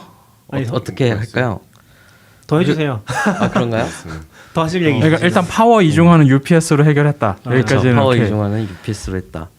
그리고 요거 하나만 더 UPS가 제가 알고 있는 UPS는 그냥 약간 큰 발전기처럼 생겨가지고 거기에 이제 전원을 그냥 플러그를 여러 개 꽂는 방식밖에 모르는데 이게 그 방식이면 이제 냉장고는 운영이 안 되는 거잖아요. 단선이 됐을 때 그럼 이제 집 전체 UPS를 하셨나요? 아니면 아니요 저는 주요 장비만 주요 장비만 주요 장비만 냉장고는 주요 장비 안 들어가신 그렇죠. 거죠? 왜 주요 장비의 기준이 달라? 그 UPS를 만약 냉장고 같은 거 하려면은 되게 용량을 큰 걸 써야 돼요. 그게 용량이 큰 게 배터리 용량도 있지만은 그 UPS 자체에서 공급을 할 수 있는 최대 전류가 있어요. 이제 그것도 되게 높은 걸 써야 그것도 돼서 높아야 되고 그런 것들은 열도 일단 많이 나고요. 그런 유지하는데도 배터리도 원래 주기적으로 갈아줘야 되거든요. 그러다 보니까 이제 배터리 값도 만만치가 않을 것 같아요. 그리고 냉장고는 결정적으로 전기가 나가면은 안 열면 됩니다. 그렇죠. 그러면은 웬만한 시간은 생각보다 보존이 잘 되기 이틀 정도 때문에 버티더라고요. 뭐 24시간 정전되는 건 아닐 테니까. 맞아요. 아니면 전기차 같은 걸 UPS로. 그 현대차에서 그것도 가능할 것 같은데. 우리는 수소차로 집을 밝혀요 이거. 그래서 UPS 저 같은 경우는 그래서 UPS가 지금 라우터랑 스위치 같은 것들이랑 서버랑 제 거 맥미니랑 그다음에 그 라인을 다 뺐어요. 책상이랑 이제 서버 렉이랑 막 구분을 해가지고 다 뺐고 그래서 전기가 꺼져도 전기가 내려가도 저는 인터넷 그 음악을 들을 수 있습니다. 스피커까지 다 연결이 되어 있어서. 그러고 보니까 지금 얘기해서 생각이 난 건데 전기 얘기하니까 네. 자동차에도 220V 뺄 수 있잖아요. 네. 차들 중에서. 네. 근데 그거는 또 그냥 모든 거 다 쓸 수 있는 게 아닌 것 같더라고요. 그거는 그래요? 이제 인버터의 종류에 따라 다른 맞아요. 건데요. 그래서 거기다가 또 뭘 달아가지고 뭐 예를 들면 포트 같은 거 쓰려면은 열을 많이 쓰잖아요. 그런 걸 쓰려면 또 딴 걸 달아서 써야 된다고 하더라고요. 뭔가 뭘 쓰는 포트요? 포트. 뭐 전기 전기 포트. 라면을 끓여 먹는다거나 이러려면 네. 그거 뭐 시가채 꼽아서 안 맞아요, 된다는 맞아요. 거죠? 네. 그건 거는. 캠핑 하시는 분들은 그거를 엄청 뭐 하시는 것 그래서 같더라고요. 이걸 맞아요. 사는 거구나. 그것도 UPS와 비슷한 개념이에요. 배터리로 어느 정도 전류를 같이 땡겨주는 건데 이제 그 또 인버터도 종류가 두 가지가 또 있습니다. 그 퓨어 사인 웨이브라고 하는 게 있고 어려워. 이제 갑자기 학교 온 거 같아. 전기가 이제 한전이나 이런 일반 전기는 이렇게 사인 웨이브를 그리고 있는데 이제 보통 저렴한 인버터 같은 경우에는 이제 네모나게 스퀘어 형태로 해가지고 유사 정연파라고 하던가 그럴 거예요. 한국어로는. 그래서 이제 그런 것들은 이제 예민한 기기는 또 못 쓰는 그런 것들이 DC를 있어요. 완전히 AC로 바꾸는 형태가 아닌 거죠. 네, 맞아요. 그 레귤레이팅 방식이 조금 다릅니다. 그래서 아무래도 유사 정연파가 더 저렴할 수밖에 없고 그런 것들 자체도 또 장점이 있기는 해요. 뭐 SMPS 같은 일반 DC 어댑터 같은 것들을 사용하는 문제가 전혀 없고, 근데 선풍기 같은 것들은 좀 문제가 있을 수도 있죠. 전 그런 걸 이제 버스 같은 데 타면 요즘엔 막 그 전원 연결할 수 있는 데들 있잖아요. 거기에 보면 너무 과도하게 쓰지 말라는 문구가 보통 있거든요. 그래서 도대체 누가 여기서 뭘 했길래 이런 게 붙어있나 했는데 그냥 약간 장비의 그거군요. 버스 220이 있어요? 그런 경우 그런 애들이 있어요. 그래서 버스나 노트북 비행기에 충전이나 보통 요즘 달려서 비행기나 나오더라고요. 그 기차는 본 것 같은데 네. 버스도 있는 것 몰랐어요. 같더라고요. 그래서 근데 이제 뭐 가만 보니까 스마트폰 충전 뭐 이런 건 되는데 노트북이나 뭐 이런 것까지는 못 하는 것 같고. 그래서 그때 보면서 또 누가 뭔 짓을 했나 이랬는데 거기서 누가 포트 연결 전기 포트 연결해서 라면 끓여 먹고 막 이러다가 버스가 선 나가다가 막 그랬는데 그건 아니군요. 없어야 될 것 같아 그렇게 생각하면. 그렇죠. 전기 버스도 아니고. 그렇죠. 아 위험하긴 하네. 아무튼 그런 것도 있더라고. 전 찾아보니까 차 캠핑 이런 거 뭐 하진 않는데 궁금해가지고 뭐 250V를 쓸 수 있는 건가 궁금해서 찾아봤었거든요. 아무튼 대용량 보조 배터리 같은 거죠. 그렇죠. 쓰는 거. 이렇게 큰 거 사가지고 파워 스테이션이라고 게다가 보통 하더라고요. 기왕 커진 김에 컴퓨터도 넣고 그래가지고 이런저런 컨트롤도 그럼 되고. 전기차에 220이 있으면 쓸 수 있겠죠? 그건 아닌가? 그게 그건 결국은 다 인버터에 인버터를 뭘 거라서, 달아주냐. 예. 인버터를 어떤 걸 쓰냐가 그 중요한 거. 테슬라 사이버 트럭이 그게 되잖아요. 아 그래요? 물론 한국엔 안 나와서 아마 110만 될 텐데 네. 미국에서 어쨌든 그게 그 사이버 트럭이 방탄인 이유도 길 가다 어차피 가다가 어디서 밖에서 잘 텐데 총 맞으면 안 되니까. 그래서 근데 거기서 이제 뭐 노트북도 충전하고 일상생활도 어느 정도 할 수 있게 하려고 110V 연결이 되게 돼 있거든요. 그래서 노트북 충전 이런 거 된다고 들었어요. 어떻게 만들었는지 모르지만 그러니까 노트북은 뭐 제 기준에서는 그렇게 전력을 많이 먹는 기기는 아닐 것 같아서. M1이 나왔으니. 네, 근데 테슬라 같은 경우는 사실 인터페이스가 시가책밖에 없으니까 저는 일반 차랑 전기차여도 그러니까 빼서 쓰는 건 그렇죠. 똑같은 형태가 아닐까? 그 사이버 있고. 트럭은 뒤에 이제 그 트럭 쪽 뭐지? 거기 화물칸 쪽? 네. 그쪽에 아예 그 플러그가 있어요. 110V 그쵸. 플러그가. 그러니까 이제 근데 거기 있으면 나가야 되나? 총 맞을 수도 있잖아. 그러니까 신고를 하려면 총 맞을 위험을 감수해야죠. 그 총은 뭐야 문 한번 발로 차고 깨지는 거 아니에요? 사이버 트럭을 막아주는 거 아니야? 아니 그러니까 사이버 트럭이 픽업 트럭이긴 한데 뒤가 항상 뚫려 있는 건 아니고 이제 그 뚜껑을 막힌. 덮으면 덮을 수는 있는데 이제 그럼 솔라 패널이라서 아마 총이면 뚫리긴 하겠지만 어쨌든 뭐 어떻게든 할 수는 있겠죠. 뭐 방법은 있을 거예요. 근데 인버터 자체의 용량이 사실 중요한 거여서 네. 물론 배터리 용량도 중요하긴 해요. 근데 자동차 같은 경우에는 보통 발전기가 내장되어 있어서 그 시각적 전기를 이제 거기서도 같이 끌어와 주기 때문에 인버터 용량이 좀 중요합니다. 버스 같은 경우에는 이제 워낙 코드를 다 자리별로 빼주니까 이제 인버터를 좀 작은 걸 쓴 거 아닌가 하는데 용량을 큰 거를 쓰면 또 많이 땡길 수 있습니다. 인터페이스만 같이 실제로 다른 거군요. 약간 네. USB-C랑 비슷한데 USB-C도 보니까 선들마다 기능이 엄청 다르더라고요. 그래서 맞아요. 뭐 인터페이스 다 똑같은데 실제로는 쓸 수 없는 선들이 너무 많아요. 맞아요. 집에서. 그 뭐 라이트닝 포트 똑같잖아요.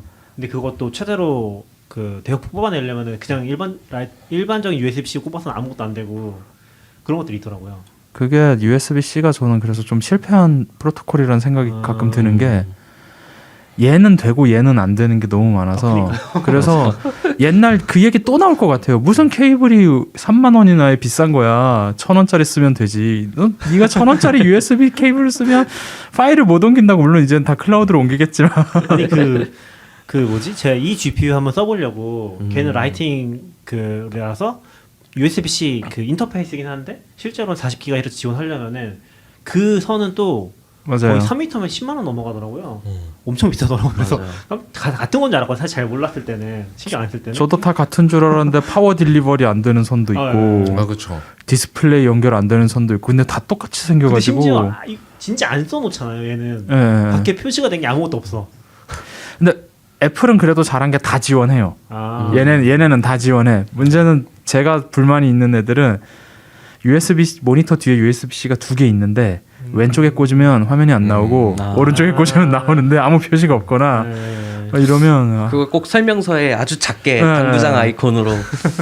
그래서 언젠가부터는 그냥 사본 것만 자꾸 사는 것 같아요. 네, 그렇게 쿠팡에서 싼 거 되더라고요. 나와도 안 하고 뭐 저도 애플 정품 아니면 그냥 그게- 저는 그냥 이제 그냥 받아들였어요. 애플은 아니, 케이블은 원래 3만 원씩 하는 거야. 미터당 3만 원씩 하는 게 케이블 케이블이야. 명간 애플이지 지금 뭐 어디서 벨킨이요? 번들이 최고고. 벨키는 괜찮지 않나요? 네, 저도 벨킨 정도까지 쓰고 벨킨은 있어요. 벨킨 정도는 괜찮은데 벨킨 전 한번 벨킨에 좀 안 좋은 경험이 안 좋. 추억이- 처음에 걔네가 USB-C 냈을 때 걔네도 그걸 잘 몰랐던 것 같아요. 그래서 충전이 안 돼. 아무리 해도 충전이 안 되는 거예요. 딴 거 사면 그냥 버리는 경우가 많은 것 같아요. 아니면 처음엔 되다가 또 어느 순간 안 되고 이런 것도 맞아요. 많아서 그냥 사실 케이블 뜯어보면 안에 칩이 있기 때문에 맞아요. 근데 뜯어볼 수 없잖아요. 아, 뭔지 모르겠어요. 집에 그러니까 고장 나면 망치로 두들겨 보세요. 그러면 칩이 그러니까 들었더라고요. 사실 이제는 익숙해졌다고 했지만 애플도 처음에 나왔을 때는 아 이 케이블이 왜 이렇게 비싼 거야? 아, 맞아요. 했는데 딴 걸 사보면 이게 만들기 어려운가 보다. 5천 원 가지고 못 만드나 본데? 야, 이런 1,000원짜리 생각이- 라이튼 케이블 30개를 샀는데 27,000원짜리 하나 달 동안 더 빨리 다닐래? 뭐 이런 거. 아니 우리도 네트워크 얘기는 또 다음에 한 번 더 모셔서 얘기해야 될 것 같고 네. 아, 이 네. 네트워크 직원까지 좀 더 길어질 것 같아서 그 얘기 나와서 말인데 이제 광택용 천에 대해서 어떻게 생각하시나요? 강택용 천은 그것도 그거는- 애플의 기술력이 들어간 기술로 들어가지만 원래 강택용 천 좀 비싸지 않나요? 아니 그 그런 거- 애플 광택용 천은 쉴드를 칠 수 있어요. 아 그래요? 네, 이거는 저도 되게 궁금해가지고 왜 이런 걸 만들었지 이러면서 이제 찾아봤는데 애플의 XDR 모니터가 있잖아요. 그게 그 나노 코팅인가? 네. 그거를 하면은 그 극세사로도 하면 그게 벗겨진대요. 그 손상을 입을 수 있다 하더라고요. 매뉴얼에는 그렇게 적혀 있는데 실제는 모르겠어요. 그래가지고 그거를 닦기 네, 그 위한- 천으로만 무조건 닦아라라고 가이드가 되어 있대요. 아 어렵다. 그래서 그 천이 극세다보다도 더 미세한 뭐 그런 거라고 하더라고요. 저도 막 엄청나게 막 알아보진 않았는데 그래서 약간 그거죠. 우리 제품을 쓰려면 우리 것만 써. 이거 그런 생태계가 강제로 나온 케이스인 것 그것도 같아요. 있어요. 그런 천이 없었던 건 아니거든요. 맞아요. 옛날부터 있었는데 그냥 애플이 이거 우리도 팔자. 그렇죠. 아마 CS를 많이 받았겠지. XDR 화면이 점점 금이 가요. 막 맞아요. 이런 걸 받았겠죠. 그러니까 이제 이거를 우리 고객들은 우리 스토어 외에는 아마존이란데 안 들어가나 이러면서 근데 저는 그게 25,000원짜리인지는 잘 모르겠지만 제가 생각에 그런 천을 제일 그래도 좋은 걸 쓰는 거는 저 같은 경우는 렌즈 닦을 때거든요. 네, 좀 그쵸. 그런 거 말고 사실 그 닦을 게 안경하고 렌즈밖에 없는데 안경은 사실 티셔츠로도 닦으니까. 그렇죠. 네, 안경은 좀 괜찮. 티는 되게 좋은 섬유예요. 근데 이제 그렇군요. 굳이 따로 천을 사서 닦던 거는 저는 렌즈밖에 없는데 그렇다고 그거를 뭐 어디 뭐 G마켓 쿠팡 이런 데 가서 뭐 990원짜리 사서 닦진 않거든요. 그렇죠. 네, 근데 그것도 사실 제 기억에는 뭐 몇천 원 아니면 10,000원 이래주고 샀던 것 같아요. 그러니까 그런 거 생각하면 저는 납득할 뭐 만한. 25,000원이 조금 센 느낌은 있지만 뭐 그렇게 뭐 그러니까 천 맞아요. 따위가 어떻게 이렇게 하기에는 저는 그렇죠. 이거는 천 따위가 아니라 하이테크 천이고요. 그렇죠. 이거는 전에 제가 XDR 모니터 얘기할 때도 했던 얘기긴 한데 애플이 생각하는 프로가 대체로 영상이랑 이쪽에 집중이 돼 있어요. 모든 프로 모델이 그거에 돼 있지 사실 프로그래머를 위한 거라기보다는 프로그래머보다 그쪽이 훨씬 헤비하기 때문에 모든 게 그쪽에 맞춰져 있다 보니까 그쪽에서 생각하는 프로는 영상 작업이랑 진짜 막 하이테크들 열심히 쓰는 사람들 이 사람들 위주로 딱 맞춰져 있어서 그거 용이지 우리한테 쓰라고 준 건 아니거든요. 맞아요. XDR도 프로그래머 쓰라고 준 게 아닌데 왜 XDR이 비싸고 그 인지가 비싸다고? 그래서 약간 전용 액세서리라는 느낌을 접근하면은 음. 이게 프로의 세계에선 되게 저렴하고 아주 합리적인 물건이다. 네, XDR은 진짜 싼 모니터거든요. 사실은 사실 애플도 그런 관점에서 보면 되게 싼 브랜드잖아요. 완전 그렇죠. 싸죠. 저렴하고 오히려 가성비 브랜드예요. 가성비로 최고죠 지금은. M1이 이번 M1 프로도 그쵸, 지금 맞아. 완전 왜 이게 안 나와 그렇죠. 한국에? 그렇게 생각하면 납득하죠. 네. 원래 똑같은 뭐 어떤 액세서리여도 현대에 들어가 붙이는 거랑 페라리에 붙이는 거랑 가격이 다르잖아요. 기본적으로 기능이 다르. 시트 뭐 이런 마크 이런 거 자체도 가격 완전 다르잖아요. 완전 다 원래 다르고 그런 게 있는 거니까. 거기 뭐 그런데 들어가는 작은 반도체도 고급이 있고 또 아닌 게 있고 뭐 그런가 보더라고요. 그러니까 우리가 겉보기엔 다 비슷해 보여도 실제로 안에 들어가는 게 다르니까 그냥 비싸면 내가 그걸 쓸 일이 없는 경우가 보통 많더라고요. 근데 이게 아무튼 좀 트위터랑 막 이런 데 화제가 됐었잖아요. 아, 이 그쵸. 처음 나온 게. 국가적으로 개그로 그 쓰였죠. 뭐지? 최고의 호환성. 뉴욕 타임즈인가 거기서는 섬유 산업에 아주 성공적으로 진출한 사례로 꼽던데.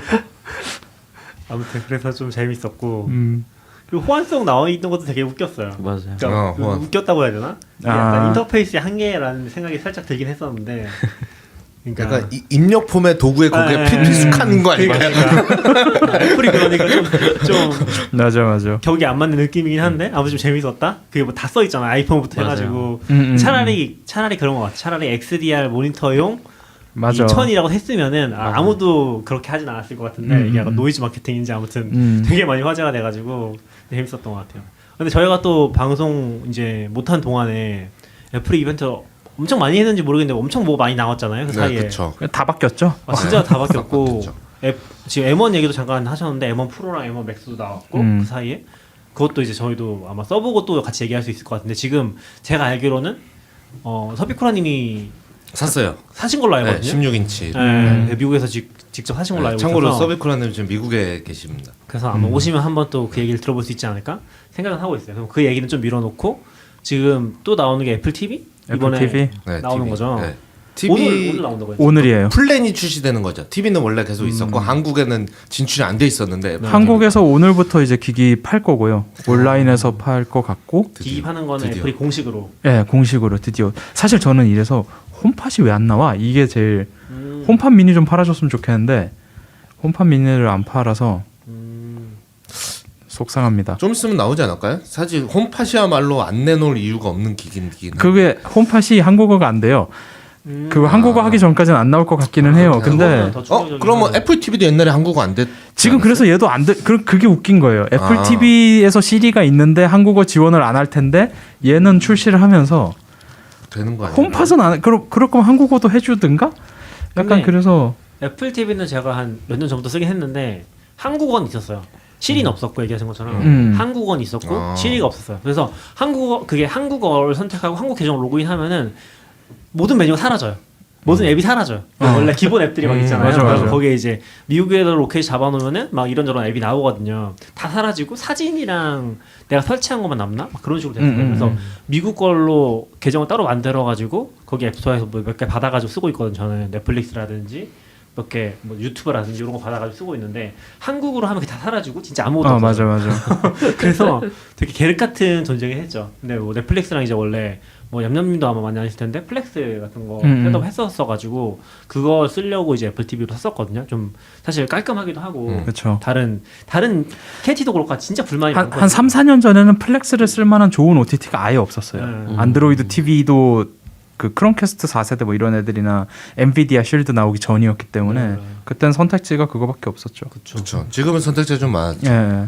근데 제가 느끼는 건 KT도 그렇고 약간 그 뭐라고 하죠? 그 이 유선으로 IPTV. IPTV가 단말들이 진짜 구리다고 생각하거든요. 그쵸. 뭐 최신 나온 거는 안 써봐서 모르겠는데 기본적으로 반응 속도 너무 느리고 IPTV OTT들이 옛날에 그런 거 되게 많았어요. 항상 꽂아놓으면 전기료가 한 2, 3만 원 더 나온다고. 아 그래요. 그런 거. 대기 전력을 공유기도 그렇고. 아주 그냥 제대로 먹어주는 애여가지고. 그래서 사실 애플 TV는 그러진 않잖아요. 인터페이스나 아주 완성도라든지 그런 건 너무 높으니까 그런 거 만족스러운데 할 수 있는 게 없다.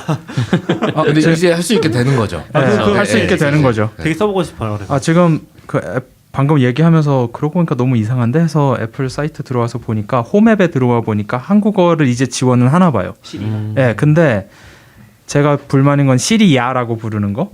아. 옛날에 이거 시리야 내전 때 맨날 얘 켜져가지고 뉴스 볼 때마다 이거 되게 그냥 우리 한국어로 헤이 쓰잖아. 헤이 시리 좀 했으면 좋겠어. 만약에 진짜 이거를 애플 관계자가 안 듣겠지만 누군가 애플 관계자를 아신다면. 근데 저는 그거는 근본적으로 가장 중요한 문제는 음성 인식을 잘 못하기 때문에 그런 거 아니에요? 아니요, 음성 인식은 홈팟은 꽤 좋아요. 그러니까 내 목소리만 가지고서 반응을 해야 되는데. 그거는 이번에 업데이트로 들어갔기 때문에. 그래요? 예, 그거는 이제 괜찮아질 것 같은데. 이제 한국어에 대해서 잘 될까는 또 모르는 거죠. 얘네 뭐 백인 남성이 말하는 한국어를 잘할지 모르겠는데 그럴 가능성이 높긴 하죠. 약간 그런 게 좀 있어서 어쨌든 한국어를 지원을 이번에 하면서 나오네요. 그럼 홈팟만 나오면 되겠네.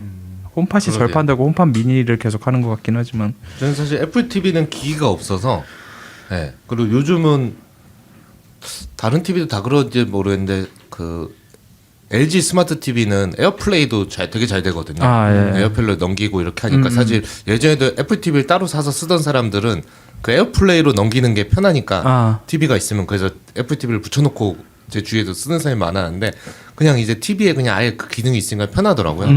그래서 저는 애플 TV 기기를 살지 말지는 좀 고민되긴 하는데 이번에 이제 애플 원이 들어와서 네, 그렇죠. 애플 원이 원은 뭐예요 정확히? 원은 통합 구독 그러니까 같은 건가요? 결합 상품 같은 거죠. 네, 이제 저희가 구독하는 게 애플 TV. 애플 피트니스. 네, 근데 피트니스는 한국에 없어서 우리나라 안 들어왔어요. 근데 원래 원에는 피트니스도 있어요. 네, 외국은. 근데 그 우리나라 봤던 것 같아요. 피트니스가 안 들어와서. 근데 우리가 구독하는 게 아이클라우드 용량도 돈 내고 애플 뮤직도 돈 내고 애플 TV도 돈 내고 애플 아케이드 구독 모델이 이렇게 있는데 요거를 다 합쳐서 파는 게 애플 원이라는 플랜 한꺼번에. 저는 그래서 이게 정 반대로 생각해서 애플 원 일단 좀 밀어놓고 네. 그 뭐라고 해야 되지? 애플 TV에 KTIP-TV 앱이 나오면 좋겠다. 그런 느낌으로. 그럼 그 앱이 진짜 못쓸 앱이 될 거예요. 그런 생각을 좀 했었어요. 저는 반대로 생각했는데 LG TV에 애플 TV 앱이 있었으면 좋겠는데. 그건 들어갈 것 같아요. 그거는 안 돌아갈 것 같아요. 그거는 안 넣어줄 것 애플 같은데. TV 그 앱은 들어가는 거 아니에요? 앱은 딴 데 안 들어가는 건가? 아니요, 애플 기기에밖에 안 들어있어요. 아니요, 그 안드로이드랑 이런 데도 이제 들어가는 것 같아요. 그래요? 왜냐면 컨텐츠를 파는 네, 그거기 그러니까. 때문에 요건 그러면 들어가는데 집에 그러니까. 그래서 가능성은 없지 않은데 애플 TV 기기를 사느냐 마느냐가 고민되는 분들에게 해드릴 수 있는 말 중에 하나는 프로젝터가 아니라 이제 텔레비전을 쓰시는 분들이라면 애플 TV랑 아이폰을 이용해서 화면 캘리브레이션이 되거든요. 그게 무슨 말이에요? 그러니까 색감을 맞출 수 있는 잘 거예요? 그러니까 화면 캘리브레이션 이제 화면에서 주변에 내 빛이나 상황이나 혹은 이 기기의 특성에 따라서 빨강색이 좀 약할 수도 있고 뭐 녹색이 너무 셀 수도 있고 뭐 그런 사전 세팅이 있어요. 그거를 이제 캘리브레이션 기능을 키면 화면에 이제 아이폰을 여기다가 대라 하면 아이폰에 있는 프론트 카메라 가지고 색을 쭉 읽어서 이 TV의 특성은 요러 하니까 요렇게 보여주면 되겠다 해서 좀 유사 HDR까지 해주는 거를 해줘요. 그래서 안드로이드 TV도 이걸 했어야 됐는데라는 생각과 그거는 애플 TV로 송출되는 화면 자체를 바꾸는. 그렇죠. 그러니까 TV 설정이 아닌 거죠. 예, 요거는 착각하면 안 되는 게 내가 그냥 TV 기능으로 보는 거는 색감이 하나도 안 바뀌는 거고 애플 TV를 통해서 보는 거는 전부 다 그때만 해주는 트루톤 보는 느낌이네요. 저 지금 그런 거죠. 들어서 그러면 하루만 빌려서 캘리브레이션 하면 되는 거 아니야? 라는 생각을 잠시 했는데 안 되는 거야. 애플이 똑똑하네요. 근데 실수로 텔레비전 엉뚱한데 해가지고 화면이 안 나오게 되거나. 그럼 이제 다시 하면 되죠. 뭐 평생 한 번 하기 이런 게 아니니까. 그래서 그런 용도로 그러니까 내 TV가 HDR을 지원하지 않지만 HDR의 느낌을 좀 받아보고 싶다 하면 애플 TV가 좀 용도가 있는 거죠. 근데 HDR 지원해도 그런 기능이 있으면 좋은 거 아니에요? 뭐 캘리브레이션은 쓰는 사람들은 이거 없으면 못 산다라고 말을 하니까 입문을 하시면 계속 써야 되니 입문을 영원히 안 할 생각을 하시거나. 근데 거기에 만약에 뭐 프로젝터도 물리고 캠핑도 가고 뭐 이런 사람들은 프로젝터는 할 수가 없어요. 아 그래요? 프로젝터에는 캘리브레이션을 일단 할 수가 없어요. 그렇군요. 그러니까 이게 화면에서 나오는 빛을 갖고 하는 건데 이게 캘리브레이션이 기본적으로 주변 빛 상황을 원래는 고려를 해야 돼요. 근데 TV는 좀 특이 상황이니까 스마트폰으로 할 수 있는 거고 내가 캠핑 가서도 캘리브레이션을 하고 싶다면 스파이더 이런 걸 해야 되는데 문제는 화면에 반사된 거를 캘리브레이션 하는 거잖아요. 근데 스파이더를 화면에 올리면 프로젝터 화면이 스파이더가 막을 거잖아요. 그래서 그냥 안 돼요.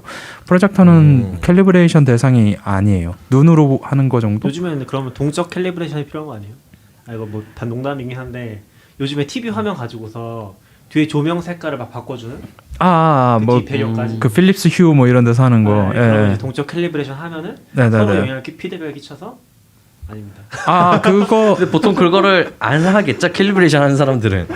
그게 사실은 이제 영화관 가면 눈이 많이 필요한 이유가 보통 뒤에서 볼수록 눈이 더 피로해지거든요. 실제로는. 네네네. 뭐냐면 내가 보는 가운데는 엄청 밝고 주변이 완전히 어두우니까 눈이 왔다 갔다 하면서 그냥 그냥 2시간 내내 이제 눈을 혹사시키는 거예요. 그러니까 사실 좀 목이 불편해도 가능하면 눈에 꽉 차는 화면을 하는 게 눈에는 그래도 좀 좋은 거기는 한데 예. 그 피로감을 없애려고 이제 TV 뒤에서 빛을 뿌려주는 거예요. 화면과 비슷한 색을. 아, 네네네. 그런데 저는 너무 싫더라고요. 아, 그렇게 하면 이제 뭐 캘리브레이션이라든지 그런 화면에 대한 게 다 깨진다는 거. 그것도 그렇고 일단 화면이 난 화면을 보고 있고 뭔가 사실 가상 세계를 어떻게 보면 가상 세계를 보고 있는 건데 그게 그 화면에 깨지는 느낌이라고 해야 되나? 예를 들어서 화면에서 누군가 주먹을 내지르는 게 화면 밖으로 주먹이 나갔어요. 그러면 그냥 안 보이는 걸로 생각이 돼야 되는데 옆에 막 색들이 막 이렇게 있으니까 그쵸. 저는 되게 별로더라고요. 아, 네네네. 그런 게 있죠. 기본적으로 캘리브레이션은 조명이 일단은 딱 고정되어 있는 상태이기 때문에 사실 그런 것들을 쓰면은 이제 제대로 된 효과를 누리기가 힘들죠. 근데 지금 그러면 어쨌건 같이 이게 핵심은 애플 TV를 이제 한국에 쓸 수 있다. 네, 그러니까 앱스토어가 열리는 거잖아요. 그렇죠. 그거랑 그리고 애플 TV 이제 콘텐츠. 플러스 앱이 들어왔고 플러스 앱 지금 들어가 보시면 이제 선택이 돼요. 영화랑 이런 거. 그럼 지금 콘텐츠는 뭐 보시려고 생각하시는 거 있으신가요? 되게 뭐 광고는 많이 하는 것 같던데 여기저기서. 아 그건 이제 차차 알아봐야죠. 근데 뭐 유명했던 거 하면 이제 그 애니스톤이 하는 그 아침 방송 그거 오리지널로 하는 거랑 파운데이션이란 드라마 재밌더라고 하고. 그럼 거기도 일단 한국 자막은 파운데이션이 애플 TV에 파운데이션? 있어요? 예. 아마존 아니에요? 애플 TV 오리지널 애플 아닌가요? TV? 파운데이션이 근데 그럼 어쨌건 자막이 들어가는 거죠 지금? 자막은 다 나온다는 자막 다 거예요? 있대요. 네. 아, 드라마 자막 있는 것만 나올 걸요? 아, 네네. 넷플릭스도 그런 것 같아요. 컨텐츠 다시 더 있는데 자막 없는 거는. 아 그럼 확실히 좀 신선하긴 하겠네요. 왜냐면 사람들이 최근에 많이 얘기하는 게 물론 아 애플 TV구나. 그 넷플릭스 쪽도 많이 보신 분들이 볼 게 없다고 맨날 그 얘기하잖아요. 예, 저는 네. 애플도 똑같을 것 다 같아요. 그래요? 근데 일단 처음이니까. 아 근데 이게 오래되면 그런 것 같아요. 이게 한 6개월만 지나면 그렇게 될 것 같고요. 사실 그 얘기 하잖아요. 아까 말씀하신 건데 넷플릭스는 볼 것 많은데 볼 게 없다. 네. 근데 왓챠는 이런 영화가 있는데 왜 이게 없지? 약간 이런 분위기라고 하는데 저는 넷플릭스가 그런 그 약간 풍요 속의 빈곤 같은 그런 느낌이 드는 이유가 촬영은 다 잘 돼 있는 드라마밖에 없어요. 근데 이게 재밌는지 그래서 알 수가 없는 거죠. 옛날에는 촬영이 엉망이면 재미없겠지. 이게 어느 정도 상관관계가 있었는데 넷플릭스 드라마가 그게 깨져서 그냥 드라마 선택이 어려워진 것 같아요. 그냥 퀄리티 자체를 다 높여놨는데 스토리나 그런 거에서는 검증이 안 돼요. 네, 스토리가 하나도 검증이 안 되니까 아 이것도 괜찮을 것 같고 저것도 괜찮고 일단 포스터만 보면 다 너무 재밌어 보이는데 근데 저는 비슷하게 공감을 하는 게 되게 어려운 포인트 중에 하나가 딱 그런 거 같거든요. 그러니까 뭐라고 해야 되지? 이게 넷플릭스가 그런 얘기가 있었잖아요. 이게 뭐 AI 같은 걸 해가지고 되게 재밌는 주제들을 뽑아가지고 합성해서 만든다. 네네네. 그게 뭐 말도 안 되는 소리라고 생각했거든요. 그거 하우스 오브 카즈가 거의 유일했던 것 같아요. 아 그래요? 네. 아 그럼 뭐 그거는 중요한 그 다음부터는 그냥 모든 작가들한테 돈 주겠다. 네. 약간 그런. 정책을 바꿨군요. 역시 요즘 콘텐츠는 그건 안 된다. 넷플릭스를 이렇게 보면 그러니까 추천이 좀 별로라는 생각을 많이 하는 것 같아요. 갈수록 그러니까 이렇게 약간 그런 게 있는데 어디서 들어본 영화기나 드라마기도 한데 약간 지금 보게 그러니까 내가 약간 좀 너무 무겁다거나 너무 가볍다거나 맞아요. 이래서 안 클릭한 건 계속 안 보게 되거든요. 그렇죠. 내가 그러니까 사실 리스트에 있는 걸 다 본 건 아니에요.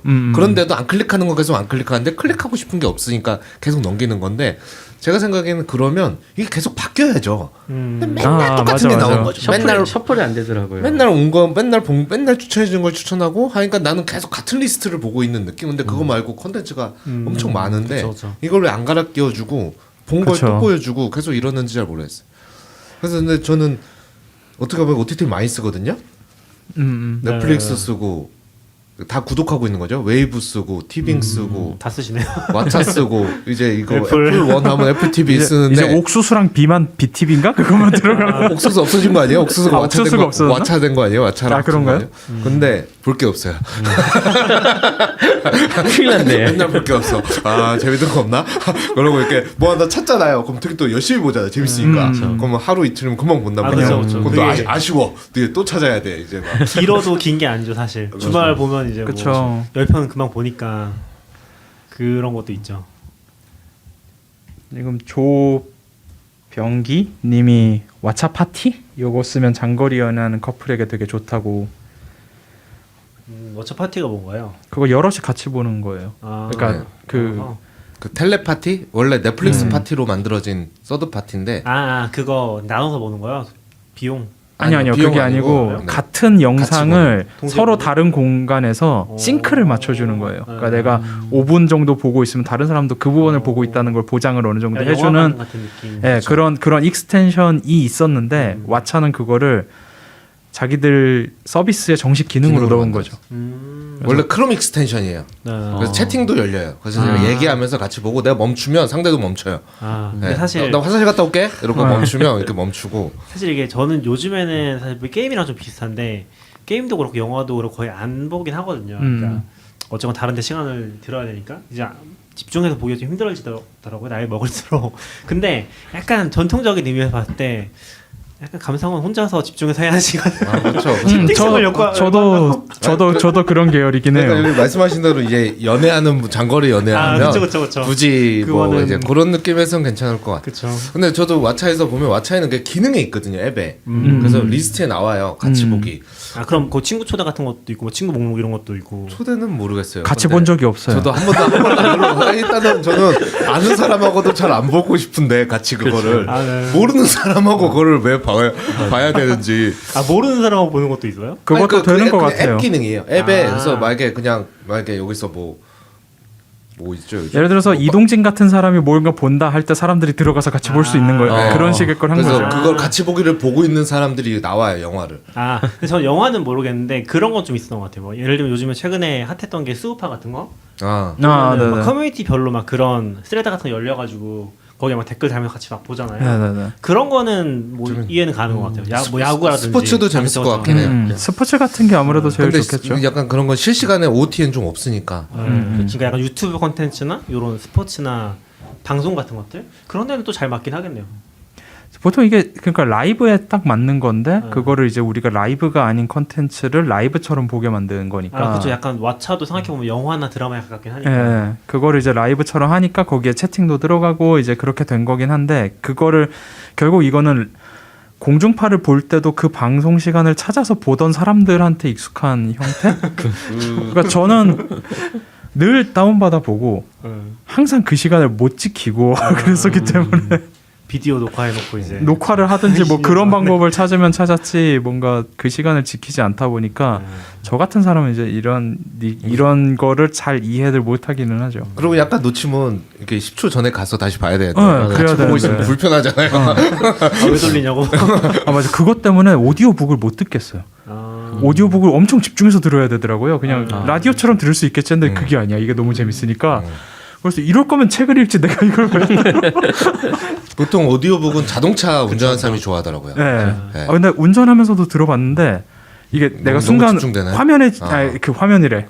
어쨌든 그 상황. 상황에 집중을 하는 순간 안 들리잖아요. 그럼 15초 돌리고 싶은데 인터페이스가 없으니까 아씨 어떡하지? 약간 제가 그거 놓치는 걸 좀 안 좋아해서 좀 그런 것 같기도 해요. 그렇군요. 애플 TV 너무 기대되긴 하네. 저도 한번 써보고 집에도 있으니까 기기가 필요한지는 잘 모르겠지만 아무튼 좀 써보고 또 얘기해보면 좋을 것 같아요. 네. 그리고 저는 애플 TV 이번에 들어오는 김에 다른 데가 좀 저렴해지지 않을까. 그것도 좀 기대하고 있고. 애플 TV 앱을 써보시면 넷플릭스는 애플 TV 앱이랑 연동이 안 돼 있는데 왓챠나 웨이브는 애플 TV 플러스 그 앱에서 왓챠나 웨이브 컨텐츠를 재생할 수 있게 세팅이 돼 있어요. 그래서 이제 그 앱만 열면 애플 TV든 뭐든 내가 구독하는 서비스들에서 내가 보던 거를 이어서 볼 수 있는 걸 애플 TV 앱에서 할 수 있게 돼 있거든요. 넷플릭스가 안 들어오는 이유는 역시 제일 사용자가 많아서인 것 같고 괜히 애플 TV 도와줄 필요 없으니까. 그래서 그런 활용도는 있는데 원래 이런 활용도는 별로 쓰임이 없죠. 일반적으로. 애플로 한번 찾아봐야겠네요. 어떻게 나왔는지 좀 보고. 지금 보니까 개인은 14,900원이고요.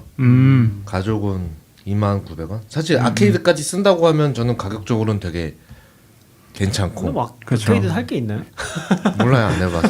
저는 아케이드에 있는 게임 중에 하는 게 사실 게임들 리스트를 본 뒤 하시군요. 네. 아니요 게임 리스트를 본 뒤 할 구독할 만하게. 필요가 없다라는 걸 깨닫고 아. 제가 게임하는 스타일이 아니다라는 걸 깨닫고 이제 저는 안 하고 있고 애플이 그거 만든 거 자체 너무 의아하긴 했는데 뭐 굳이 이런 걸 근데 저는 아케이드는 구독하고 싶지 않았는데 애플 원을 한번 딸려 그쵸, 그쵸, 그쵸. 들어왔으니까 이제 또 굳이 그러니까 또 저는 안 할 이제 이유는 그 없는 거. 통합 상품에 넣어주는 쓸데없는 패키지 같은 느낌? 아 그쵸 그거는 뭐 당연한 거고 근데 저는 혼자 써서 이렇게 안 해봤는데 예를 들어 내가 아이클라우드를 뭐 200기가 뭐 네. 후렴님은 2테라 쓴다고 네. 하셨는데 그러면 이렇게 내 계정에 들어가면 총 2테라 중에 어느 정도 사용하고 있는지가 나오잖아요. 네네네 근데 이걸 가족과 쉐어하면 어떻게 돼요? 왜 누구는 500기가 이렇게 줄 수 있는 거예요? 아니면 아니요 그냥 그 용량을 다 같이 나눠 쓰는 그냥 것 다 같이 쓰는 같았어요. 거예요? 그러니까 저도 해보진 않아서 모르는데 그 설명이랑 이런 거 보면은 그냥 그 예를 들어서 제가 2테라를 결제한 지 난 50기가 쓰고 있는데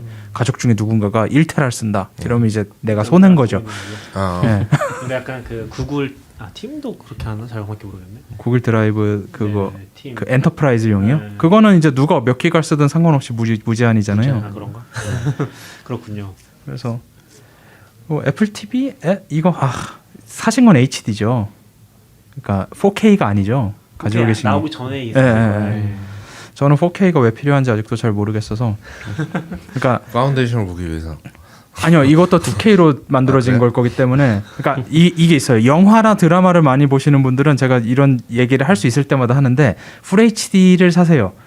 왜냐하면 영화를 4K로 안 찍어요. 안 찍는다고. 아직도 안 찍어요. 왜냐하면 CG 입힐 때 돈이 너무 많이 들기 때문에 그냥 아직도 안 찍습니다. 우리가 뭐 어벤져스 정도 되면 4K 아닐까 하는데 전혀 아니고요. 약간 미래의 얘기라서 의미가 없을 수는 있지만 네네네. 머신러닝으로 4K로 만들어버릴 수 있잖아요. 아 그게 그래서 4K TV랑 4K를 하는 애들은 다 그게 들어 있어요.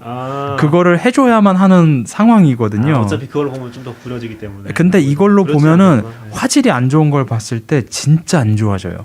그러니까 이게 되게 애매한데 화질이 좋다 안 좋다 이게 공학적으로는 원본으로 찍힌 그대로를 보존하는 게 공학에서는 화질이 좋은 거예요. 그쵸 그쵸. 그러니까 노이즈가 많은 그렇죠. 필름은 노이즈가 많게 만들어야 돼. 네. 근데 요 AI 쪽에서 연구하는 좋은 화질이라는 건 노이즈를 줄이면서 선명하게 만들어야 돼요. 그래서 옛날 걸 보면은 노이즈가 커지는 효과가 있어요. 그러니까 노이즈 픽셀이 이거 AR 잘못 만들면 노이즈 픽셀이 네모나게 이제 커지는 거죠. 어떻게 보면 4K 단위로. 그러면 계속 뭐가 떠다니는데. 그래서 이거 잘 선택하셔야 되고 원본 화질이 일정 수준 이상이 안 되면 그러니까 플렉스 같은 거 쓰는 분들은 원본 화질이 안 좋은 경우도 꽤 있잖아요.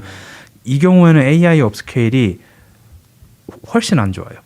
그냥 그 경우에 아예 안 쓰는 게 맞고 오히려 이제 애플 TV 애플 TV는 좀 가능성이 있을 것 같아요. 얘네가 업스케일을 염두에 두고 영상을 변환했다면 좀 도움이 될지 모르겠는데 그런 게 아니면은 보통 업스케일이 제가 지금까지 경험해 본 거는 업스케일이 좋은 경험이 솔직히 한 번도 없었어요. 그 업스케일은 이제 애시당초에 낮은 화질에서 예, 예. 그 어플리케이션으로 그러니까 높여주는 거예요. 정확히는 화질이 좋은데 레졸루션이 낮은 애를 업스케일 하면 괜찮아요. 그쵸. 근데 그냥 화질도 안 좋으면 그냥 안 좋은 채로 보는 게 제일 좋아요.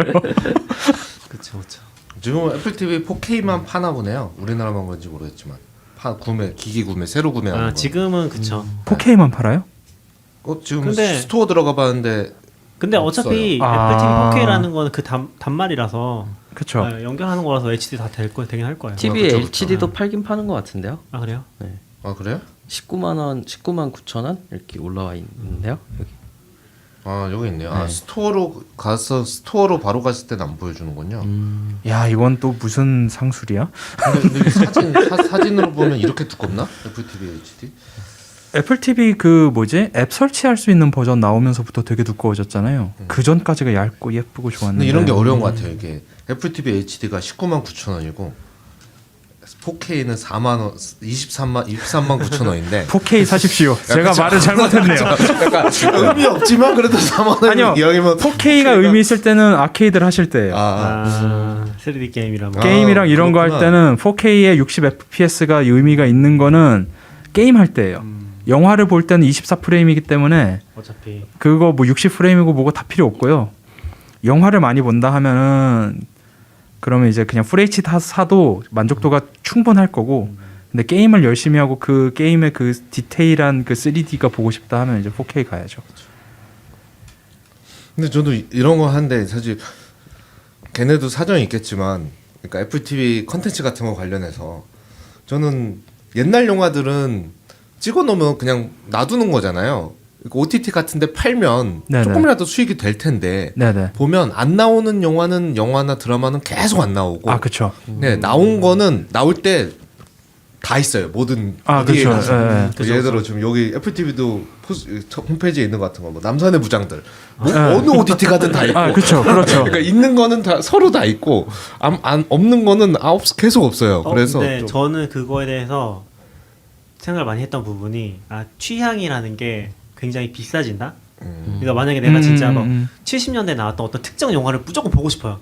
구할 수 있는 방법이 없는 거죠. 엄청 프리미엄을 지불해가면서 사와야 되는 거고, 여기 있어. 그러면 그냥 공짜로 보는 거죠. 나는 이제 여기 있는 것들만 보는 거는 너무 쉬운데 여기 없는 순간 비싸지는 거죠, 가격이. 그렇죠. 그런 생각을 좀 많이 했었어요. 취향이 되게 여길 따라가겠구나. 맞아요. 그래서 구독은 결국 구독 모델은 인기 있는 게 들어오는 거고, 옛날 영화, 그러니까 제가 막 예전에 1919년에 찍었던 영화 뭐 이런 것들 막 찾아서 볼 때 보면은 어떻게든 DVD든 블루레이든 사지 않으면 아무데도 안 파니까, 맞아요. 그거 아니면 영상 기록원 뭐 이런 데 가야 되는 건데 그게 어쩔 수 없는 게 일단 안 봐요. 아무도 안 보죠. 몇 명이나 보겠어요?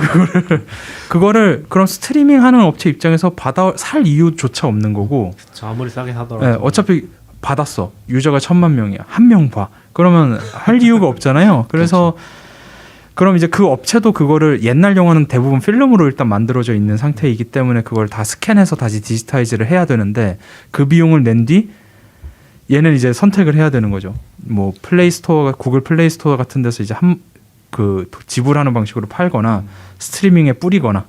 근데 스트리밍에 뿌릴 거면 그냥 다 뿌리는 게 돈을 제일 많이 버는 거니까. 그것도 생각났는데, 방금 복원이라고 해야 되나? 그러니까 그 디지털라이즈 네. 얘기하니까 생각난 건데, 전에 회사도 그거 했었죠. 만화책을 했었잖아요. 아, 네네네네. 근데 저는 그거 딱 보면 느낀 게, 한국에서 예전에 만화책 서비스 하던 회사들을 보면은 공식적으로 스캔 서비스하는 화질이 진짜 안 좋거든요. 아, 그렇죠. 그러니까 근데 걔네도 그거밖에 없어. 원본이 없는 상태에서. 그러다 보니까 그 화질 높일 수도 없는 거죠. 약간 책을 스캔하는 거죠. 그래서 그런 문제들도 있는 것 같더라고요. 그런 복원에 있어서. 그러니까 원본을 어떻게 보존하고 있느냐, 그쵸, 이것도 그쵸. 되게 중요한 건데. 심지어 보존하지 않는 경우도 진짜 많잖아요. 그게 그래서 디즈니가 대단한 거예요. 디즈니가 진짜 이제 디즈니까지 들어오면 또 가입해야 돼. 맞아. 다음 주인지 다다음 주인지. 그래요? 벌써 11월 들어와요? 14일인가? 그때 아니, 디즈니 맞아요. 들어올 아직 거예요. 디즈니는 마음의 결정을 하지 못했어요. 아예 우리 컨텐츠 관련된 얘기를 한번 하는 게 그러게요. 좋을 것 같아요. 이제 또 한 번 격전이 되는 느낌이긴 하네요. 네. 그러고네, 애플도 이제. 진짜 안 들어올 줄 알았는데 저는. 저도 안 들어오고. 근데 애플이 요즘 행보를 보면은 결국은 애플페이까지 들어오지 않을까 싶을 정도로. 너무. 저 애플페이만 진짜 들어오면 좋겠어요. 근데 막상 들어오고 나면 이럴 수도 있어.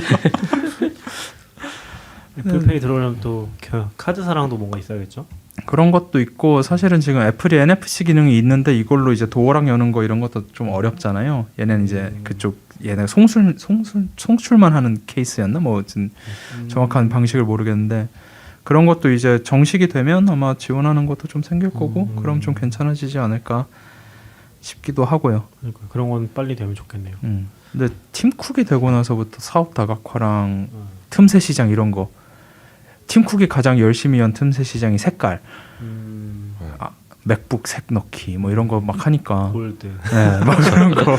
이번에 홈팟 미니도 색깔 5개 나와가지고 오, 예쁘게 잘 뽑았는데 이러면서. 근데 약간 항상 그런 생각 들어요. 아이폰 사면은 또 아이폰 13 미니 샀는데 어차피 케이스 씌울 건데.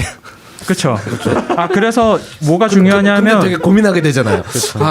왜냐하면 케이스를 씌워도 카메라는 보이거든요. 카메라 뒷면색이 보이니까 그렇긴 하죠. 그거랑 매칭은 시켜봐야죠.